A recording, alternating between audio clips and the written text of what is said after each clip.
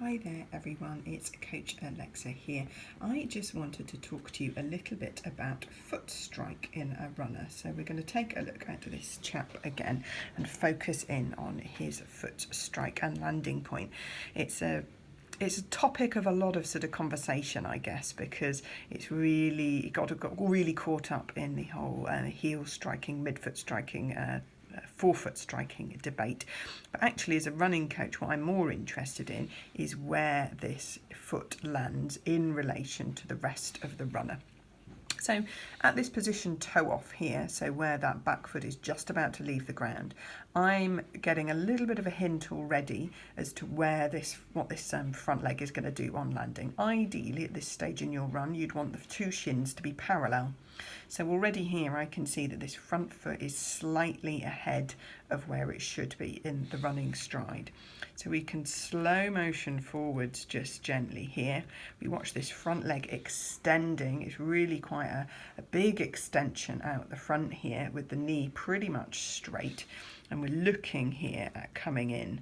So some runners end up landing at this point, and you might be able to see what that does to your kind of running mechanics and how things work. So if I was to drop a plumb line down from your hips, it would come to about here, and your foot is a real good proportion, really good distance out in front, which is not great. You're effectively braking. This whole straight leg is acting like a brake. The knee's straight, the ankle is really kind of flexed, toes upwards. So basically all the shock of your landing goes straight up the leg through the ankle, knee and into the hip. And also you're acting like a braking force. So then this back leg and the front leg here have to work together to regain momentum and keep you going forwards in this direction. Now, if you watch with this chap, actually, as I say, some people actually land at this point with their leg really outstretched and straight, and you might hear that with a heavier noise as the foot lands on the ground. Now, what's happening here, though, with this chap is that from this point onwards, his leg actually starts to come back in towards him. So you can see the distance between hips and foot is gradually decreasing, so that gap is getting smaller.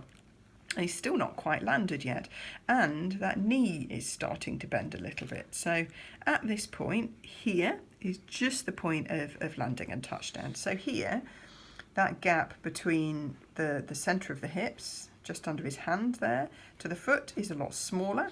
He's got the foot coming back towards him again, so it's actually already travelling back this way, back towards under his hips, and that knee's got a slight bend in it, so that's a much better place for that foot to be landing.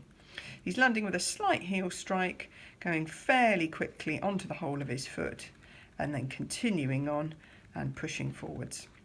So I'm not as worried about where on your foot you land. I'm worried about where your foot lands in respect to your centre of gravity, your hips. What can you do to help with that? Well, you can increase your foot rate of turnover.